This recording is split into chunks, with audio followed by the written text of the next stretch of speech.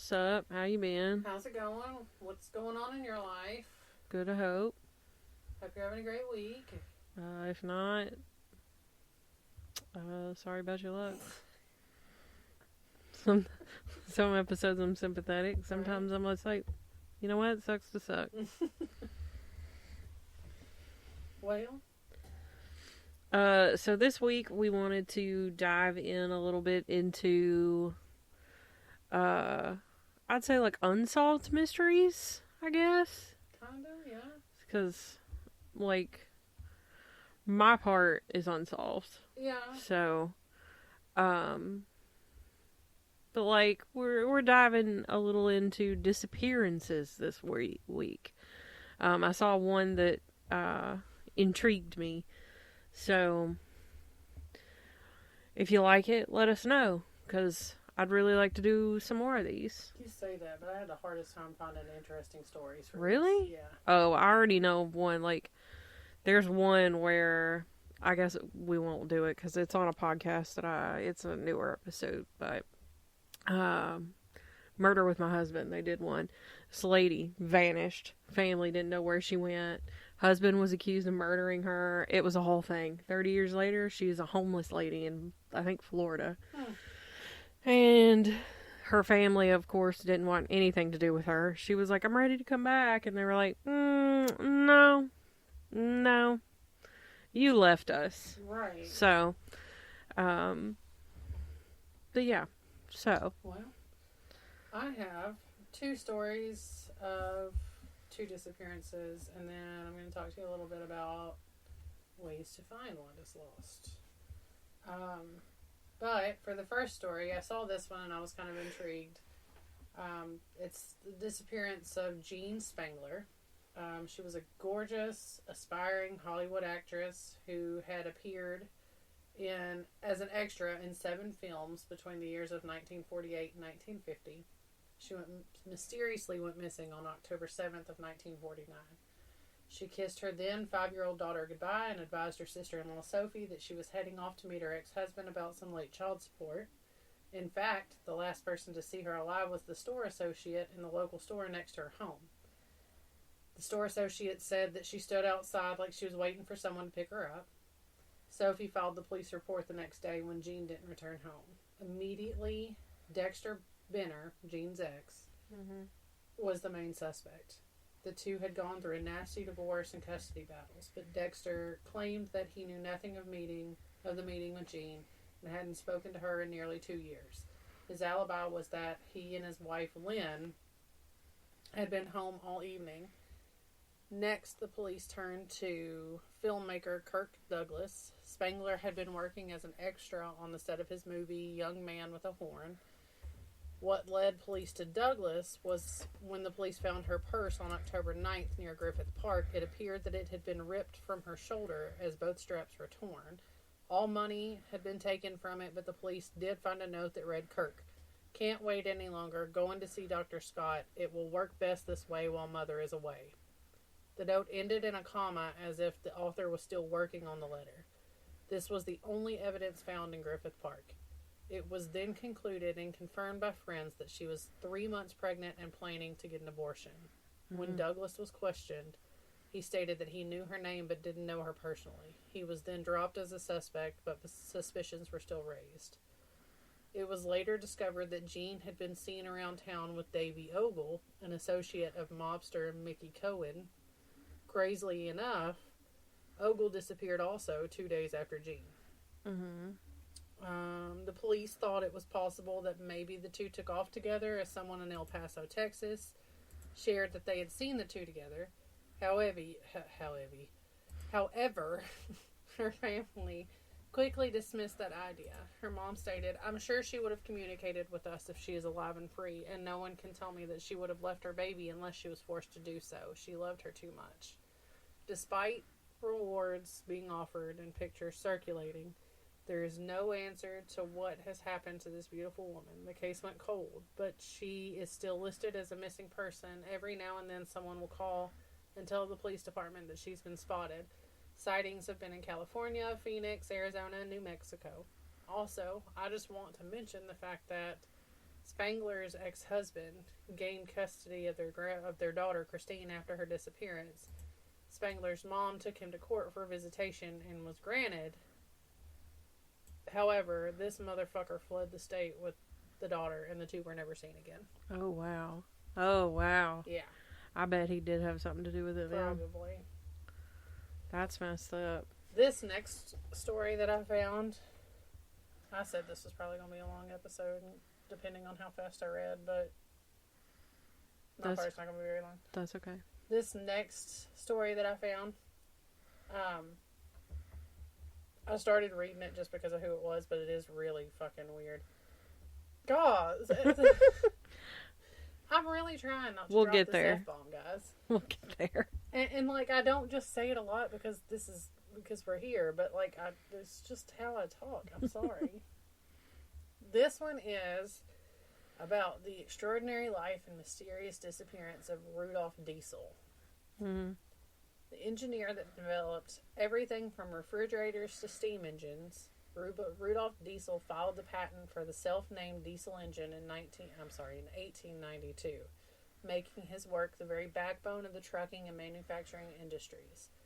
Then, in 1913, the man simply just vanished into thin air. He had boarded a ship traveling across the English Channel from Antwerp to London on September 29th, 1913. He was seen eating dinner, and then at around 10 p.m., he asked for a 6:15 a.m. wake-up call the next morning, and then went to his cabin for the night. The next morning, he was not found in his room. His bed was never slept in, his PJs were still laid out on the bed, everything was untouched. Officially, it was decided that he had died that night. Some accounts state that he fell overboard while walking the decks. He was known to have rounds with insomnia. However, there was no rough waters or weather that would have led to the fall. Other accounts, and the most common story, is that he jumped. His health was declining, piling debt, and whatever else would worry someone of his stature may have just gotten to be too much. Another theory indicates that he was murdered by German agents that had snuck aboard so that he wouldn't share his inventions with the British. His engine was a key player in the development of the German U-boats that played as major players in World War I and World War II.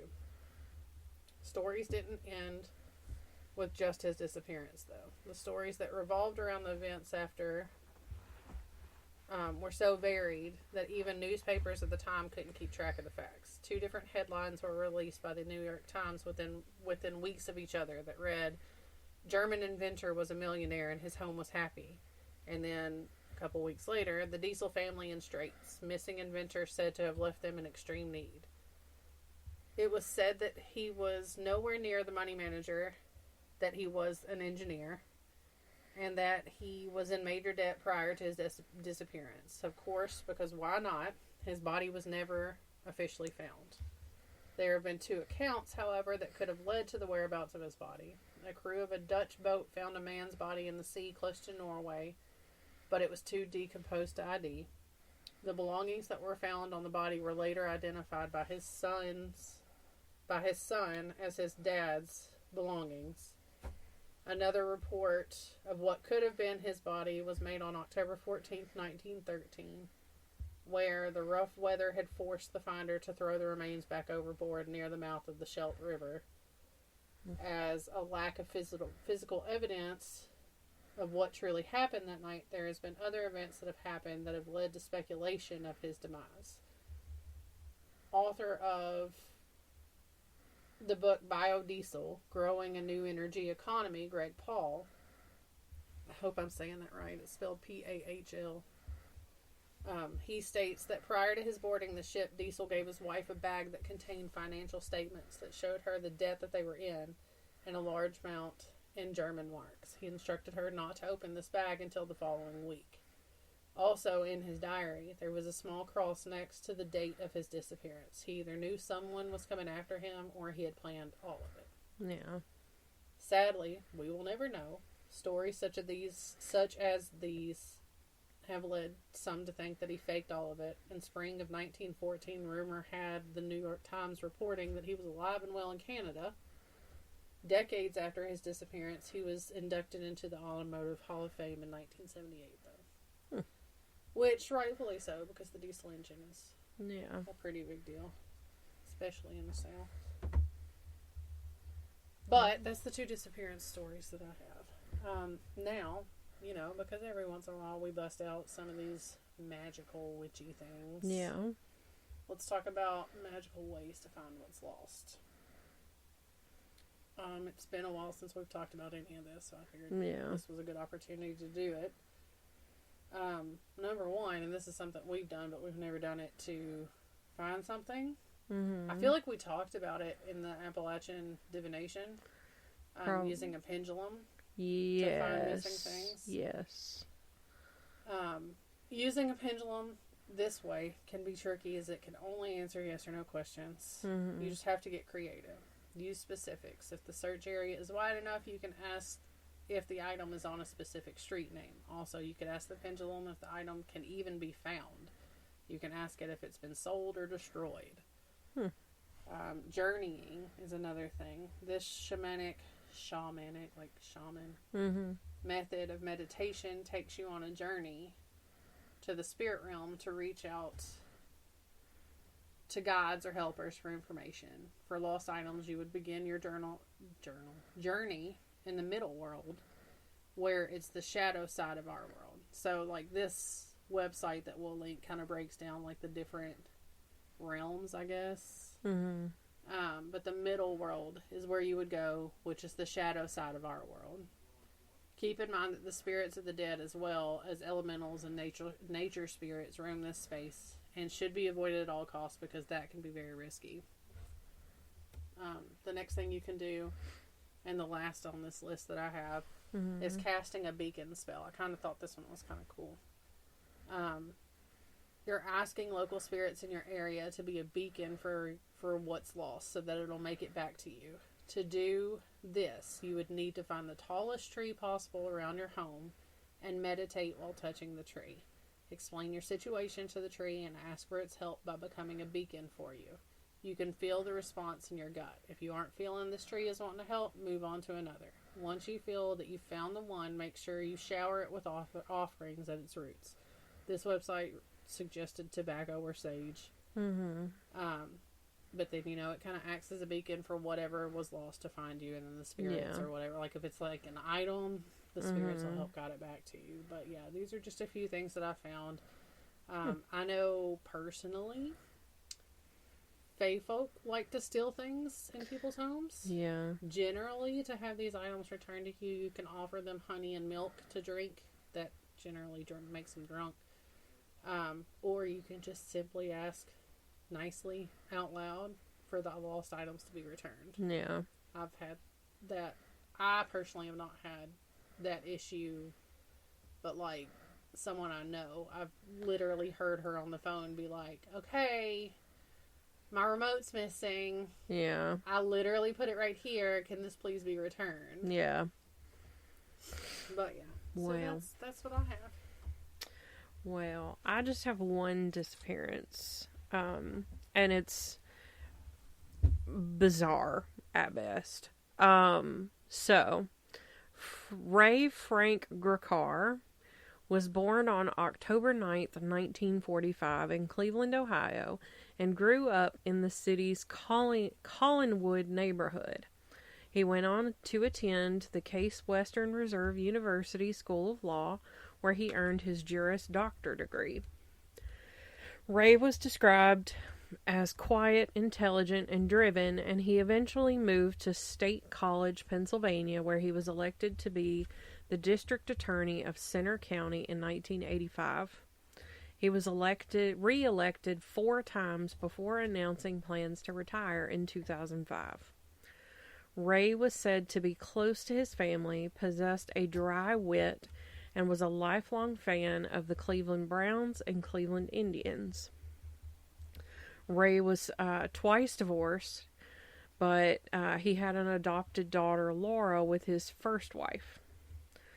In April 2005, Ray seemed to be his normal self. The only notable differences in his behavior were that he was napping more often than usual and had begun inquiring about how to wipe his laptop's hard drive. No one thought that this latter point was especially strange, since at the time, or they didn't think so at the time, because he had been known to be a professional, and since he was retiring soon, it made sense that he would want to clear his county-issued laptop of any sensitive information pertaining to the many cases he'd worked on over the years. On April 15th, 2005, Ray took a half day off from work and went for a drive. He loved taking long drives to relax and clear his head, so nothing about this set off any alarm bells either, but not initially anyway. Earlier in the year, Ray had begun dating a woman named Patty Fornicolo, an employee in his office, and was sharing a home with her in Belafonte. At 11:30 a.m., Ray called Patty and told her that he was driving down Route 192 toward toward Lewisburg, and that he wouldn't be home in time to feed their dog. Done got choked. This was the last time the couple would ever speak to each other. When Patty returned home from work, Ray wasn't there. She left to go to the gym, assuming that Ray was still out driving. But when he still wasn't home that night, Patty started to worry that something had happened. She filed a missing persons report with the police at 11:30 p.m., roughly 12 hours after they had last spoken. I'm still, in the midst of choking. She's struggling. My eyes watering. Okay. Multiple witnesses came forward to report having seen Ray Griccar on the day he went missing. He was spotted sitting in his parked red 2004 Mini Cooper across from the Packwood House Museum. One witness claimed to have seen Ray pacing back and forth before returning to sit in his vehicle once again. He appeared to be waiting for someone, but this wasn't definitively established. It was also reported that a man matching Ray's description was seen in an antique store in Lewisburg that day in the company of an unidentified woman. However, his family didn't believe that these particular sightings were really him. The last legitimate sighting of Ray Griccar occurred at 5:30 p.m. that day when he was seen parking his car. Investigators discovered that Ray had taken his laptop with him, which was unusual, and had left behind the laptop's case and power supply. Nothing else. His clothing, luggage, or other personal belongings had been removed from the home.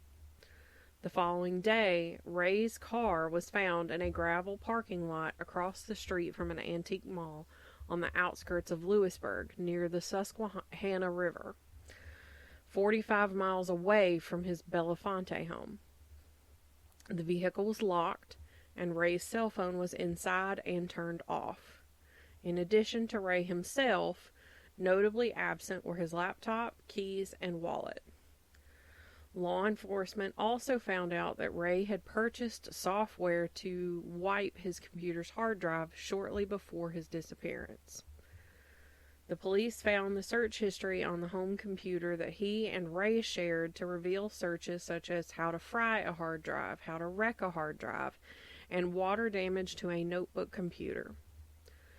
On another bizarre note, detectives found that someone, presumably Ray, had visited MapQuest on his work computer earlier that week, seeking directions from Belafonte to Lewisburg. However, he had been to Lewisburg many times before, and in theory shouldn't have needed directions. Another odd detail, there were traces of, they were allegedly, I'm going to add that word in, because There's a podcast that I started listening to on this case, and it's only like 6 episodes long, but she really dives in. She has like access to all of the police records and everything. But apparently this may not be true. That traces of cigarette ashes were found on the floor of Ray's car, and there was the scent of cigarette smoke in his vehicle. Apparently there is no record of that in the police documentation. Ray was not a smoker and reportedly just despised the smell of cigarettes. It was noted by many how similar the circumstances of Ray's disappearance were to what happened to his older brother Roy almost a decade earlier. In May 1996, Roy Griccar, who had recently retired, told his wife that he was going out to buy mulch and never returned. Days later, his car was found abandoned at Dayton, Ohio, parked near the Great Miami River. His body was later pulled from the river and his death was ruled a suicide. Sadly, Roy had struggled with depression for many years. But Ray, who had been close to his brother, was devastated by this loss, as was the rest of Roy's family. But Ray never was known to have suffered from depression or any suicidal ideations. In July of 2005, Ray's laptop was found in the Susquehanna River by a fisherman. Don't you like how I can say Susquehanna? But all those French names? No. You struggle with everything else. That's not an issue. The hard drive, which had been removed, was later discovered in a different part of the river. And unfortunately, the digital forensics team informed investigators that the hard drive was simply too damaged to recover any data. Investigators and family members were confounded by Ray's disappearance. There were no signs of foul play and no indications that he wanted to start a new life or was feeling despondent. My heart deeply aches, very deeply, for your presence, said Ray's daughter Laura at a news conference shortly after his disappearance. Ray, I love you very much and I miss you. I want you to come home. Please call us. We will wait for as long as we need, pleaded Ray's girlfriend Patty. Bob Buhner was the former Montour County District Attorney and was a friend of Ray's. He didn't believe that he would take his own life. He was quoted as saying, "There was no way he was remotely suicidal at that time in 2005. He was getting ready to retire in a few months. He was planning trips across the country, was going to see his daughter in Seattle, Washington, and was going to visit national parks. He was going to enjoy himself after 35 years of being a prosecutor." In 2013, Buhner stated that a prison inmate who was a former Hells Angel ranking officer had written to him alleging that his cellmate confessed to Ray's murder. According to the informant, the perpetrator had been prosecuted and sent to prison by Ray and wanted revenge. Ray's body was allegedly left on a great game reserve outside of Lewisburg, but when the source took FBI agents to the property, he refused to point out the exact location unless authorities granted him immunity from prosecution. There has never been any evidence found to support the story, but Buhner has criticized the police for not thoroughly investigating this lead. Ray Griccar was financially secure, with roughly $100,000 in his savings account, and he kept up with paying his bills. His relationship with Patty appeared to be stable. Some have theorized that perhaps Ray was being blackmailed or otherwise threatened, which seems plausible considering how much he seemed to want to clear his hard drive. But no solid evidence for this theory has ever been discovered. And then I'm just going to interject. So in 2001, reporter Rebecca Knight, who had obtained access to the entire case file, released a true crime podcast about the Griccar disappearance entitled Final Argument. I started listening to this podcast, and she really dives into... So do you remember the Jerry Sandusky issue or scandal with Penn State? Vaguely. So he was the former Penn State college football coach and convicted serial child molester. So I'll just briefly touch on it because it's a lot to get into. But she theorizes that this might have something to do with Ray's disappearance. A mother reported that her son had an inappropriate moment in a shower with Jerry Sandusky. Mm-hmm. It was investigated. It all came back to be like, if there's no solid evidence, I don't want to prosecute this case, which is understandable. If there's a chance of losing, they're not going to do it. And so it was, to make a long story short, it's theorized that he had been gathering evidence all those years to put Jerry Sandusky behind bars, and that he knew who else was involved to make, because there was this whole big foundation and all that, and she really dives into it in final argument, and I would highly, highly recommend, if this story interests you at all, to listen to that. Also in 2001, Bob Buhner claimed to have received new information that he believed would help solve the case. I strongly believe that there are people still alive who know what happened to Ray Gricar, know how he was lured to Lewisburg, and know what happened after, Buhner said in an interview with the I-Team. The former Montour County District Attorney who passed the information along to investigators said he now had a pretty good sense of, in general, who was responsible. The details, no, but who did it, yes. Then, Center County District Attorney Bernie Cantorna declined to comment on Buhner's statements or the alleged information, and he stated that multiple special task forces have looked at every piece of evidence. Ray was legally declared dead in 2011, and his case remains open and unsolved, and his body has never been found. Very bizarre.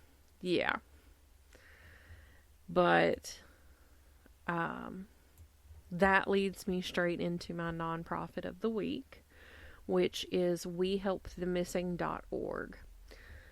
We Help the Missing is a domestic 501c3 nonprofit corporation. We are comprised of a team of private investigators and citizens who selflessly dedicate themselves to investigating and locating missing persons, recover human trafficking victims, and advocate for missing indigenous persons. It makes no difference the age of the loved one or how long they have been missing. We strive to offer support to the families who are going through this difficult time. And as always, links to the website and direct donation links will be provided in the episode notes and posted on our socials. So, while you're reading all that, I had a memory. Yes. Of a missing person from here. Mm-hmm. That still hasn't been solved. Tabitha Tutors. Yeah. I don't know why I didn't think about doing that one. I mean, if I'm remembering correctly, it had been said that maybe she ran away, but the parents or the family said that she didn't. They didn't. Away. Yeah, that they didn't think that she would have. I don't know. The family's still open, or the case is still open. Yeah. And the family's still holding out hope that one day. I mean, I feel like as a parent, I would never give up until something is found. Yeah. You know? And I'm sure, I even remember, because at my bank, you could walk in the back door, but they keep those doors locked now. But you could walk in the back door and there's a hallway and there's this huge bulletin board. And I remember for years walking past her missing poster on that bulletin board. I found a article on the website's called thecinamaholic.com. Um, apparently that there was a lead that Tabitha's cousins had allegedly met a man in a tattoo parlor who said that he saw a car pick her up on the day of her disappearance. He said that the car was green and not red like someone else had stated. Yeah. But yeah, she's still missing. I mean, that happened in what year? That was forever ago. That was a long time ago. Was that She late? like a grown ass adult at this point. Late 90s, early 2000s? Yeah. Hold on. Tabitha Tudors.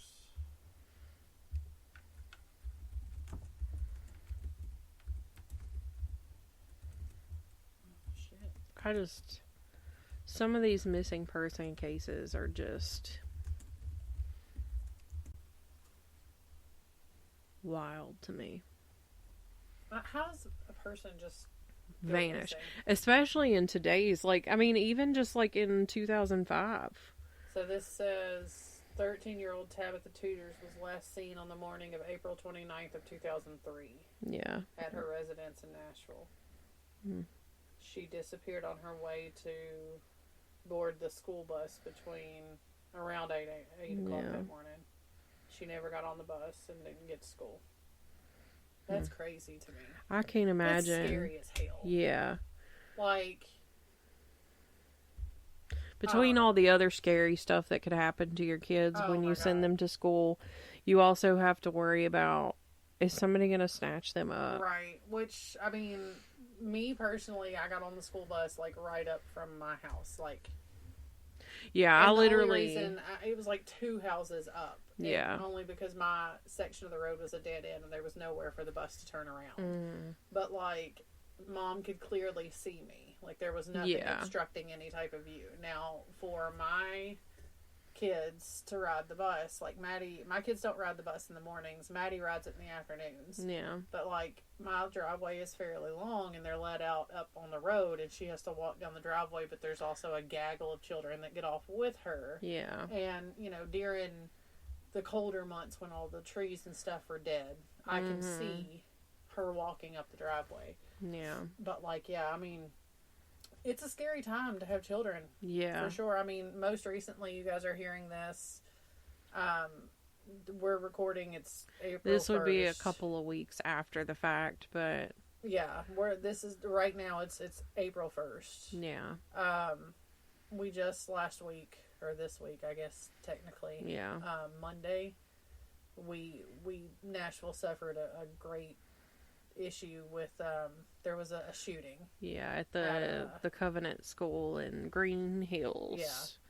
Yeah. Where 3 children and 3 adults were shot and I saw the body cam footage. I did too.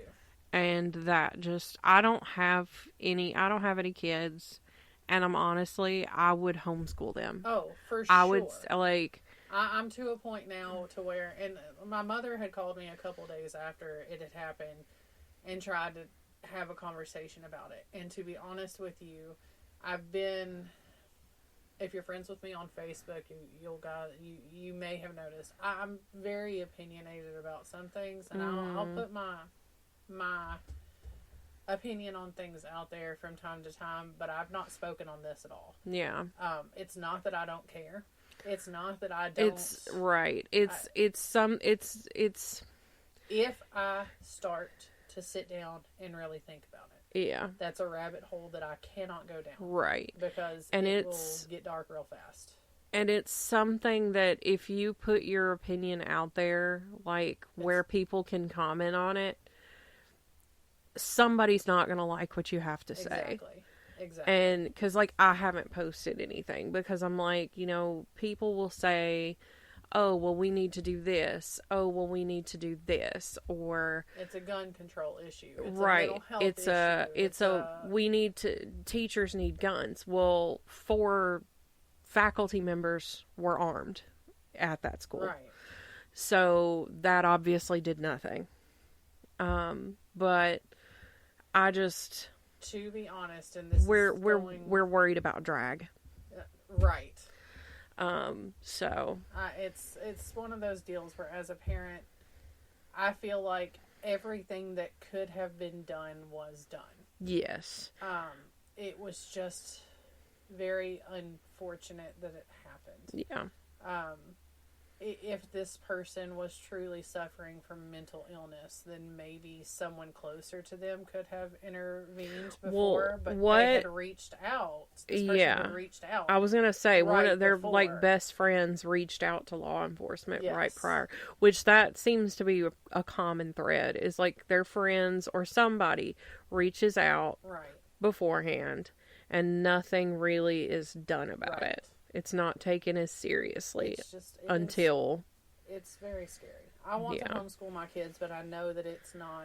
it's not a feasible option for everybody. Really not. Yeah. I would have to quit my job. I don't have the means to be able to quit my job. Now, if you guys want to like continue to listen, share us out, get us to a point where we can start making some cash off of this, We then I monetize. might be able to quit my job and homeschool my kids. But in the meantime, But we do have like a parent locally who is putting together. She's been keeping like the whole community updated on one of our local pages, where she's like, we have to do something. oh, is that With the bulletproof classrooms, and I was like, it's so sad that we even need to like do something like this. And but it really upset me when they started doing the drills, the intruder drills, because that was something we didn't have to do. We never. But like in my brain now, I haven't talked to my kids about it. I have not, because I don't have the answers to the questions that I'm going to get. Right. And as far as I go, because I have two children that they do have the potential to have anxiety. Mm-hmm. One more so than the other. They worry about things a little too much. Yeah. But I want them to know what they need to do in the event that something like this happens. Right. But in their brain, I want it to be just a drill every time. We're just doing it just in case. It's just to practice. And like we did the fire drills. Drills, it was always, this is really never going to happen. Right. And I don't think we ever had like one. I think there was like one legit fire, and it was in the kitchen, and it was like a total accident. It wasn't big. Right. It was something tiny, but we all had to get out of the school. But,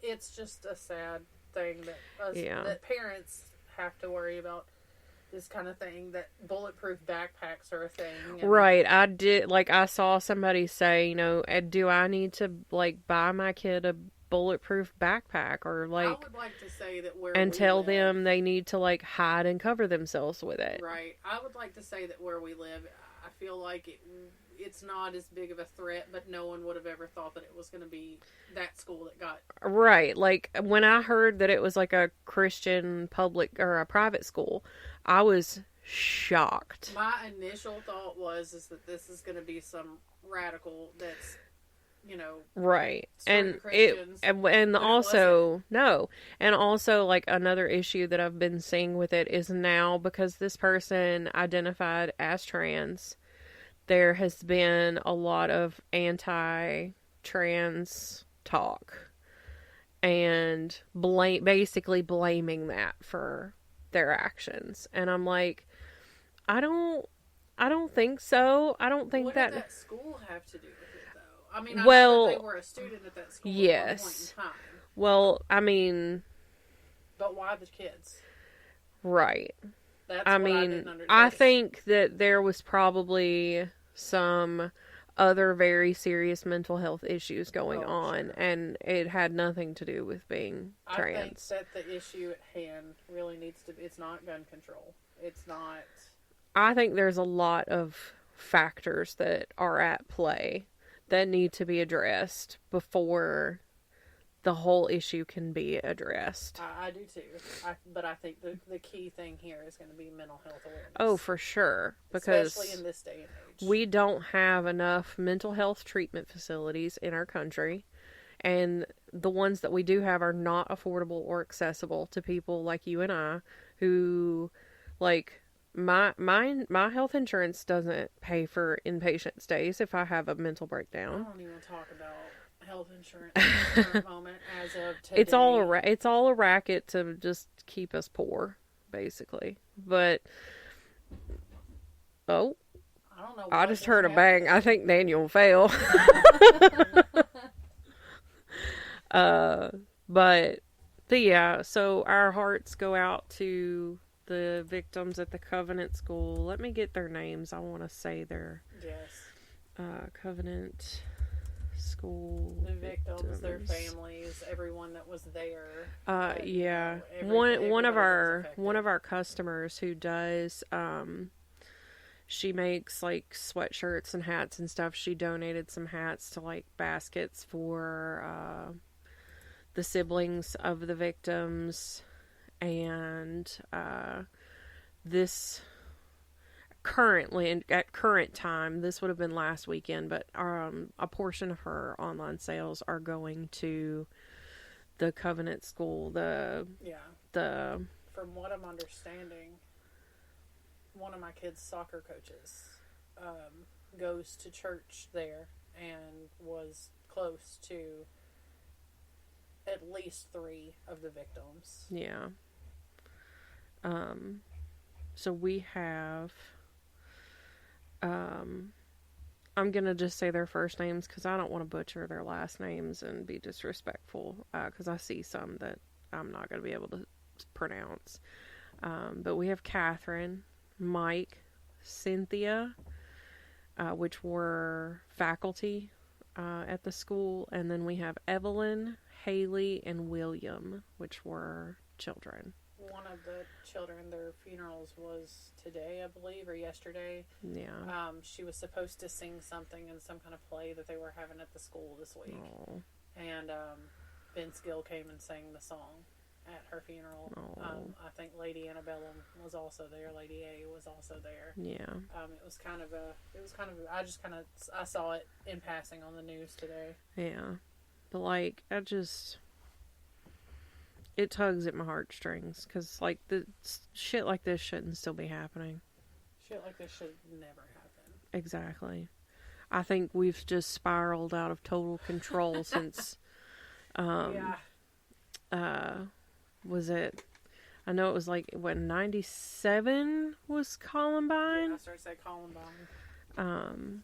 It has, the world has gone to shit. Absolute. The country has gone to shit. Yeah, absolute garbage. I feel like I'm living in a dystopian hellscape every day. Yes. And I am just a cog in the machine. So we've derailed.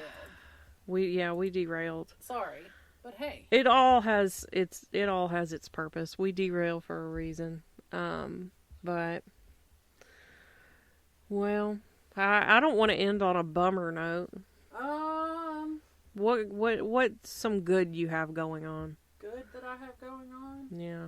Soccer season is in full swing. My family is celebrating Easter next week. I told Daniel the Easter Bunny would bring him an Easter basket, so Easter Bunny's got to get on that, even though he's a grown-ass man. I'm going to hide eggs for him, too. You watch. In case you guys missed it on the TikTok or our Facebook page, the podcast pet family has expanded by one. Oh, yeah. Well, sadly, we lost one. But we also gained one. We had to lay our baby girl Juno down. Poor baby. A couple weeks ago. She was very sick. She had a tumor in her nose and it had started bleeding very bad. But I think she was okay with it. She was a trooper. She was a trooper. But we had gotten our little Loki like a week, maybe 2 before this happened. He's a miniature wiener dog. He is my little shit. He has chosen me as his human. I guess it's because I'm home with him all day, every day. Yeah. He tolerates the rest of the family. He'll like cuddle with the kids or with TJ if I'm not in the room. But the second I enter the room, he's done with everybody but me. But yeah, he's super cute. I've posted him on the TikTok in an effort to try and go viral because of a cute dog, but it didn't happen. And I also posted a picture of him on the Facebook page, I believe, this week. We need podcat updates yeah, too. we do need podcast updates because I'll do them. Willow has gotten huge. Willow's huge, and she bites. Today she woke up and chose violence. I posted a video to my story of her. She started out fighting one slipper, and then was like, "Ooh, the other slipper is still on your foot. Let me bite it." And then was fighting it, and then Amara was sitting next to her, and she started reaching her little hands out at her, and then Amara started growling at her. So Loki, which is the pod pup, Loki has an obsession with shoes. And he likes to steal my house shoes and hide them in the kitchen from me. naughty. Or he just sits them in a very open spot so that I can get them whenever I walk through. But he is very cute. He's very sweet to me. Yeah. So that's my good news. Well, I about got my Eras Tour outfit done. Yeah? Yeah. Her T-Swizzle outfit. I got the skirt. The one that I ordered from Amazon did not fit. It was not sized as specified on the listing. I didn't bring your clothes back that you let me borrow. It's okay. And then, but I already had a skirt, so it worked out. I bought some shoes, and then I test wore them today to see if they would hold up, because, like, I'm going to be on my feet for a while for Eras Tour, and I was like, these are out. They're cute, but they're not a contender anymore, because my feet are killing me. So I gotta figure something else out for shoes, and I still gotta figure out what shirt I'm gonna wear. So there's that. But going to Florida. I'll be just a few days away from leaving when this episode goes up. I'm excited. We're recording while we're down there. Again, sorry if the audio is crap. We'll try our best. Right. It's going to be via Zoom call. Yeah. If I gotta lean this laptop up close to my mic, I will get it done. I don't know what else I have going on. Just the same old shit, different day, different week. Speaking of, that reminds me, did you know, think about it, I might have sent you this TikTok or whatever it was. If you go to the bathroom. Yes. And you're actively pooping. Yes. At 11:59, and then the clock changes to midnight. It's literally same shit, different day. You did not send me that TikTok. Oh, also, if anybody else is on Taylor Swift TikTok, the hold that this woman during the choreography for vigilante shit, and I want to be that chair so bad.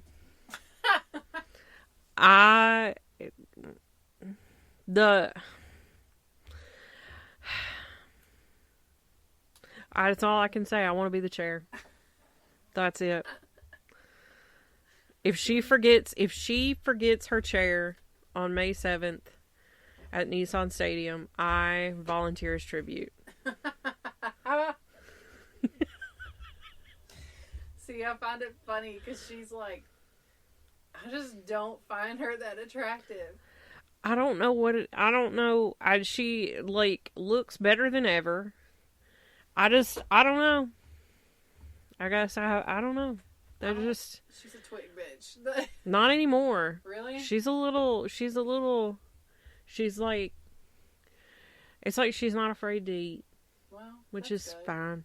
I'm not here to shame anybody. Whatever size she is, I think she's pretty. But I think how she looks currently is the best she has ever looked. I don't know. Danny says I'm obsessed with her. He's probably right.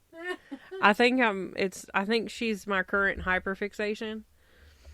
I'll move on to something else eventually, but right now, like, I even have a picture of her up there on the wall from the Bejeweled music video. I didn't purchase it. I bought a sticker with my Eras Tour date on it to put like in a scrapbook or something, and she just sent me that, and I was like, okay, well, I have an extra frame here and a spot, so a very small spot. Yeah, it's like right next to the TV. A very small TV. Hey. And like behind a plant. Right. I didn't even see it until she pointed it out just now, and then I was like, "What? Where?" My hidden T-swizzle. Hidden. It's like the hidden Mickey ears at Disney. Yeah. Find the T-swizzle. Where is T-swizzle? But that's all I have. All right, guys. We appreciate you. Yeah, and if you have any information on any of the disappearances we talked about, I'm sure I can list in the episode notes the agency you should contact about that. Call somebody. Don't call us. Don't call us because we're not going to know what to do with that information. And then we'll also be accessories, and I don't want any part of that. No, if you email us with information on any of these cases, I will 100% rat you out and forward that email to whatever police department. Be like, Not me, man. I know that snitches get stitches, but like, I'm not trying to have that on my conscience. Right. I am not holding on to that negative energy. I'm not accepting that. Not claiming that. I like those comments on TikTok. I do not claim this energy. Lord. Follow us on Facebook, Twitter, Instagram, TikTok. Email us wanderersofweird@gmail.com. Share us out. Tell your friends. Tell your grandma. Send us stories. Spooky stories. Tell your grandpa about us. You just said grandma. Grandpa always gets left out. He probably doesn't care about it anyway. He just wants to be left alone in his shop. Probably. Send us topics. Yeah, send us ideas if you have any. That'd be nice. If you like what we're doing, let us know. Yeah. If you want to see a part 2 of anything we've done, or a part 3 if we've already done a part 2, let us know. Even if you want to talk some shit, give us criticism. That's fine. Don't hurt our feelings too much, though. We'd appreciate that. It's not going to hurt my feelings. It might a little bit, but I'm not going to let you know. She'll be like, I'll just get like, I can't believe so-and-so said that about me. I'll call her crying. Did you see what this bitch said? But yeah, that's what we've got this week. We appreciate you guys. Yeah. You guys have gotten us to over 600 downloads at this point. So we're making some pretty good headway here. And we're over 20 episodes now. Yeah. Which is exciting. I honestly wasn't sure if we'd get this far, but I'm really, enjoying it. Even if like 6 people are listening, I'm enjoying it. Right. We're having a good time with it. I look forward to our nights of recording. Yeah. Honestly, like I have been looking forward to it all week long. I was hoping I'd have time for it, but because I was like, every time I have like a concert or something I bought tickets for is like the weekend that we record, and I'm like, I almost asked you last weekend, but I didn't have anything written. I was like, I didn't either. No, I'm not doing that. Procrastinated like none other on this. Yeah, this one. I wrote all of the episodes in an hour. Just so my God. Mine at least spanned across a couple days, like the disappearances episode, or this one. So I guess this one. This one took me 2 or 3 days to write. What little bit I had, but in my defense, I don't have time to sit down and write it until it's bedtime, and I like lay down in bed with the laptop. And then the dog cuddles up next to me, and he starts radiating that heat, and I'm like, okay, it's time to cuddle and go to sleep. I know. I mean, it was maybe a little over an hour, and I put in, like, more work, like cleaning everything up and making it look nice and how the way that I want it for whenever I'm sitting here scrolling through reading. So I'm not, like, reading a whole paragraph and getting out of breath.